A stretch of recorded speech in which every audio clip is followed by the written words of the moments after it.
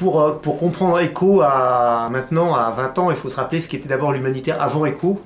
Et c'est vrai qu'à l'époque, pour les gens qui s'en souviennent, moi je fais partie de ces gens-là, il y avait quelques lignes budgétaires qui s'occupaient d'humanitaire, rien de très structuré, rien de très construit. Il y avait une des lignes qui était la plus utile, qui était la ligne pour les personnes déplacées, mais qui a disparu maintenant. Et en fait, face à ces situations compliquées que l'on voyait à l'époque et que l'on voit maintenant avec évidemment une échelle plus grande, il n'y avait pas de vrai outil stratégique. Et on a vu, avec la création d'ECHO et l'arrivée importante de financements dédiés, on a vu quelque chose de très important. D'abord, ECHO a fait ce qu'on a fait la Echo Generation. Il y a toute une série d'ONG qui sont nées, qui se sont développées à l'occasion de cette opportunité de financement et de cette vraie stratégie de la Commission sur l'humanitaire. Donc on a vu un humanitaire européen commencer à se renforcer, à prendre une vraie identité qu'il n'avait pas avant. Et je crois que ça a été quelque chose d'important.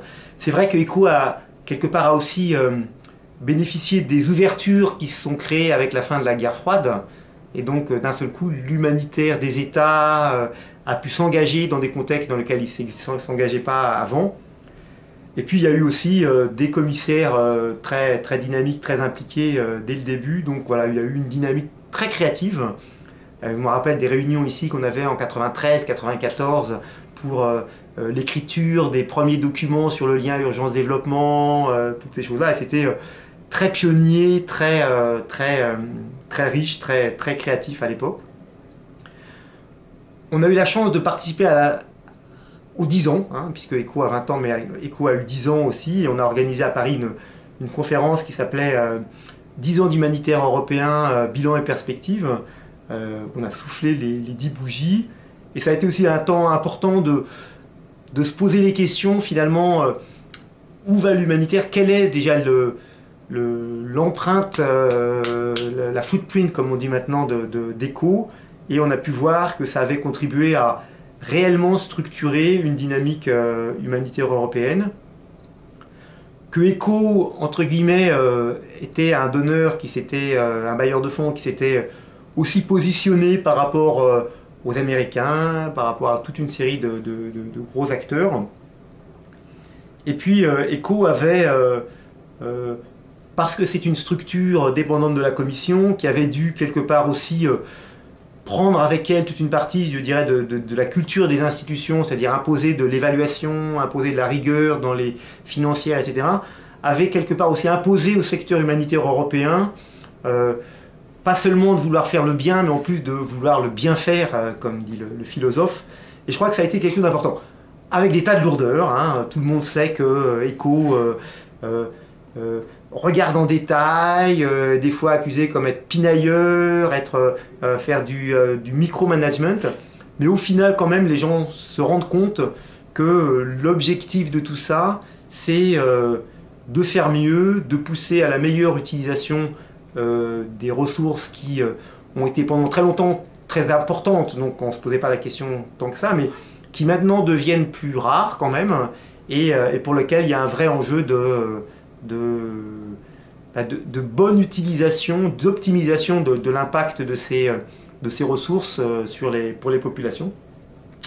Je crois que alors après, quand on va sur le terrain, puisque mon petit institut, on fait beaucoup d'évaluations sur le terrain, et notamment des évaluations pour ECHO, on voit un des éléments absolument critiques de la présence d'ECHO, absolument essentiel, c'est les équipes terrain, c'est les assistants techniques qui suivent les situations, suivent les projets, sont au contact des partenaires, et donc, alors, des fois les poussent et sont souvent ou parfois vus comme une pression importante, mais en même temps les aident à adapter, sont prêts quand il y a des changements de situation à aider à ce qu'on change le projet. Voilà. Il y a un peu une dialectique entre améliorer, pousser, supporter, contrôler, orienter, qui est quelque chose de pas simple, mais on s'aperçoit que les bailleurs qui n'ont pas cette présence, bon, ils font des chèques en blanc aux Nations Unies, aux grosses ONG, mais contribuent beaucoup moins à une vraie stratégie d'amélioration et de soutien aux acteurs sur le terrain. Donc ça, c'est quelque chose qui est important. 20 ans après, maintenant on se trouve avec des tas de nouveaux défis. L'humanitaire a évidemment énormément évolué, c'est beaucoup professionnalisé. Et d'ailleurs, la DG ECO, en mettant de l'argent sur des programmes de renforcement des compétences, beaucoup d'argent sur le secteur de l'évaluation, beaucoup d'argent sur le soutien aux études, a contribué à cette évolution positive.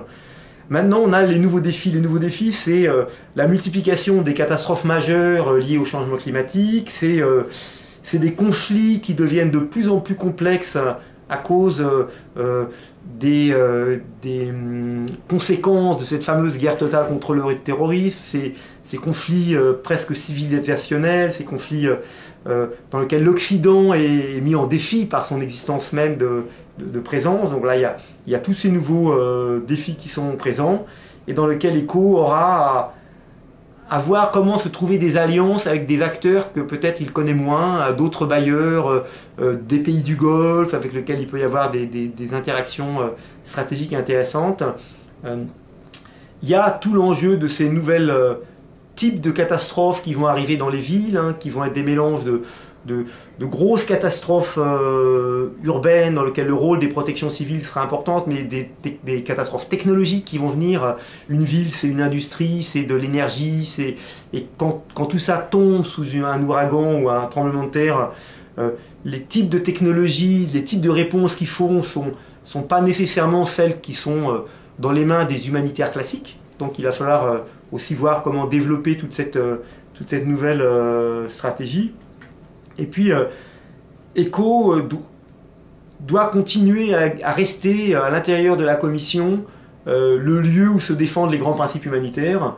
C'est maintenant dans le consensus européen humanitaire, qui est un acte que tous les acteurs voient comme un document majeur. Mais on sait combien cette position est compliquée dans des univers de plus en plus politisés.